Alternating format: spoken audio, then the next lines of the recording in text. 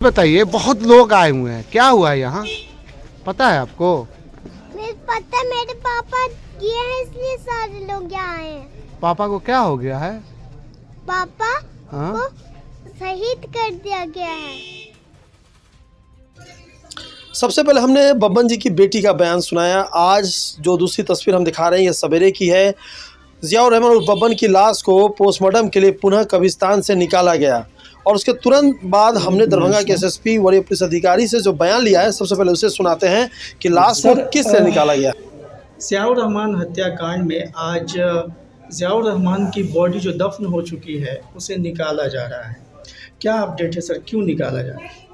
इसमें last time आप लोग को बताया था हमने कि रिमांड पे लेने के बाद जो पूछताछ किया गया तीनों अभियुक्तों से, तो उन्होंने बताया कि उसको गोली भी मारी गई पीछे से और उनके बयान के आधार पे हथियार बरामद हुआ है, एक बुलेट भी बरामद हुआ है। तो उसकी पुष्टि के लिए, क्योंकि पोस्टमार्टम में पहले ऐसा क्लियर नहीं था फायर आर्म इंजरी का, तो उसकी फिर से पोस्टमार्टम कराने के लिए हम लोग को आवश्यक था कि ये बॉडी हम लोग निकाल के फिर से पूरा उसका पोस्टमार्टम करवाएं, एक्सरे करवाएं डिटेल में, ताकि अगर उसके शरीर से मिलता है, अगर बुलेट मिलती है तो उसको हम लोग जो जब्त हथियार है उससे हम लोग मैच करा सके बैलिस्टिक जांच से। एक पुख्ता एविडेंस हम लोगों को अभियुक्तों के खिलाफ। जब ये इसकी तो पहले भी पोस्टमार्टम हो चुकी है, तो उस रिपोर्ट में क्या गोली लगने की बात आई थी?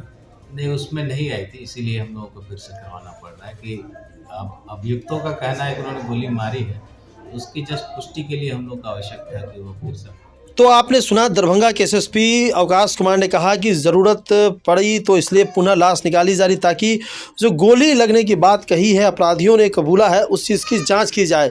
तो कहीं ना कहीं ये बात दूसरी तरफ निकल के आती है कि पहली बार जब पोस्टमार्टम हुआ तो डॉक्टरों ने क्या सही ढंग से पोस्टमार्टम नहीं किया, जिसको लेकर के दरभंगा पुलिस प्रशासन को फिर से पोस्टमार्टम करना पड़ा। तो आखिर चूक कहाँ हुई? तो ये तस्वीर हम बार बार दिखा रहे हैं आपको कि किस तरीके से आज कई थाना के प्रभारी और ख़ास तौर से जो मैजिस्ट्रेट थे वो सिंघवाड़ा के अंचल अधिकारी को यहाँ पे रखा गया उनकी मौजूदगी में, और तमाम गांव के लोग थे, उनके परिजन भी थे बब्बन जी के, स्वर्गीय बब्बन के।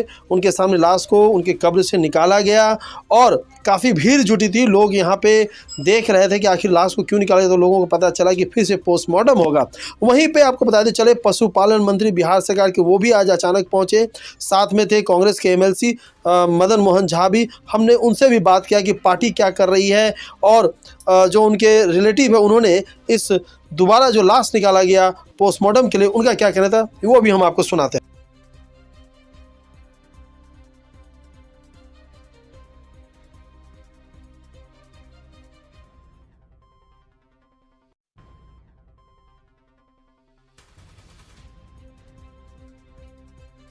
तो ये फैमिली के लोगों ने, हम लोगों ने इसको ट्रेस किया।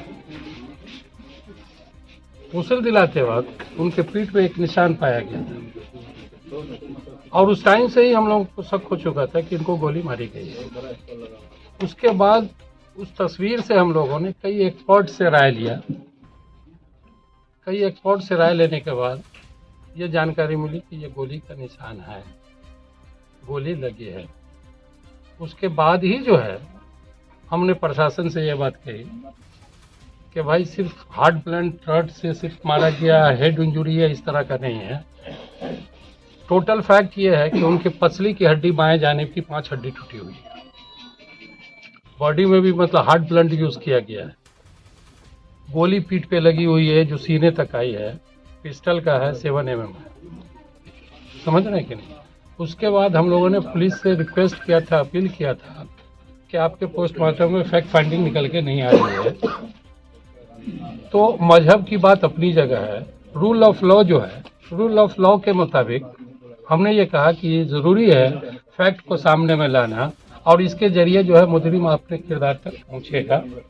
फिर हम लोगों की रिक्वेस्ट को मतलब प्रशासन ने सुना और उसी का आज एक पार्ट है, हिस्सा है कि बॉडी को रीओपन करके दोबारा पोस्टमार्टम के लिए जा रहा है। तो मैं ये कहूँगा कि पिछले टाइम में मतलब चाहे फाइनल डॉक्टर हों या जो भी लोग हैं, जहाँ नेग्लिजेंसी हुई है, कहीं भूल हुई है, तो उसको मतलब जो है सुधार किया जाए, रीएग्जामिनेशन किया जाए। साथ ही साथ हम लोग इस चीज को नहीं भूले हैं कि जो मर्डर हैं उसमें accused number 1 W, accused number 2 Waris जो है, वारिस हिस्ट्री सीटर है, वो बहुत सारे केस में मुलविस है, लोकल पॉलिटिक्स पे उसका काफी असर है, माफिया है, तो वो लोग भी अपना कहीं ना कहीं इन्फ्लुएंस खटा रहा है और कहीं ना कहीं मैनेज करने की कोशिश हो रही है। लेकिन प्रशासन से हमको उम्मीद है कि फैक्ट फाइंडिंग को लाएंगे, मुजरिम को सही किरदार तक पहुंचाएंगे। यानी पहली बार क्या उन्होंने डीएमसीएच को मैनेज किया? मैं ये बात नहीं कहता, मेरी शंका होती है। ये शंका है आपको? Everything is possible. अच्छा, ठीक, thank you sir, thank you. हमारे कांग्रेस पार्टी के अल्पसंख्यक अध्यक्ष रहे हैं और बहुत सारे अच्छे आदमी हैं। हम लोगों को नहीं लगता है कि इसके साथ इस तरह का जो कुछ हुआ है तो ये तो दुश्मनी से ही हुआ है। और जिस तरह हमारे गांव के भी सभी लोग बोल रहे हैं, सब लोग बोल रहे हैं और ये चर्चा में है कि इतने अच्छे आदमी को ये दुश्मनी से वो मारा गया है, ये साफ़ सुथरी बात है। अब यहाँ तक है कि हम एसपी साहब से भी बात करते हैं, अभी आए हैं तो उनसे भी कहेंगे कि एकदम साफ़ सुथरा तरीके से इसको क्लियर किया जाए कि कौन अपराधी है जो इस तरह का निर्मम हत्या करके और उसको जो है मारा गया है, और उसको उजागर करें और वैसे हत्यारा को पकड़ के सारे लोगों के नज़र में भी आए कि नहीं सही लोगों को पकड़ा गया। तो जांच जो अभी हो रही है, पार्टी की तरफ से भी काफ़ी दबाव पड़ रहा है, हमारे अध्यक्ष जी भी दबाव दिए हैं, हम लोग सब मिल के दबाव दे रहे हैं कि वैसे अपराधी को जो है पकड़ा जाए और उसको जो है कड़ी से कड़ी सज़ा मिला जाए।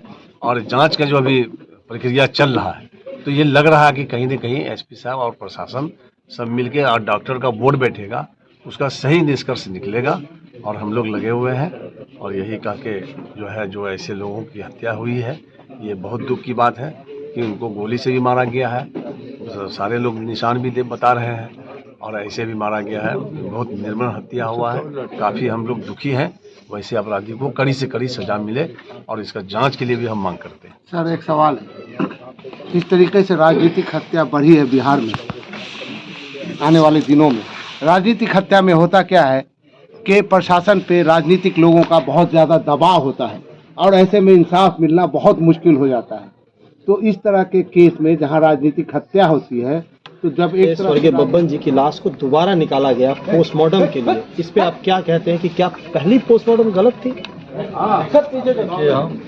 यहाँ आने के बाद पता चला जो लाश निकाला गया। उनसे मेरा बहुत पुराना संबंध था, वो हमारे पार्टी के अल्पसंख्यक प्रकोष्ठ के अध्यक्ष थे दरभंगा जिला के। जिस दिन ये घटना हुई उसी दिन हम एसपी से बात किए थे और यहाँ के भी स्थानीय लोग हमको खबर किए थे ये कैसे कैसे हुआ। तो एसपी से बात किए, हम बात आगे नहीं बढ़े, इसमें उनसे आग्रह किया, तुरंत कार्रवाई की। कार्रवाई हुआ, पोस्टमार्टम में कहाँ गड़बड़ी हुई उसके बाद फिर उसका जांच के लिए पूरा मांग किया गया। आज निकला है, लेकिन आज हमको ये नहीं मालूम था आज निकल रहा है, इसे जो प्रोसेस चल रहा है।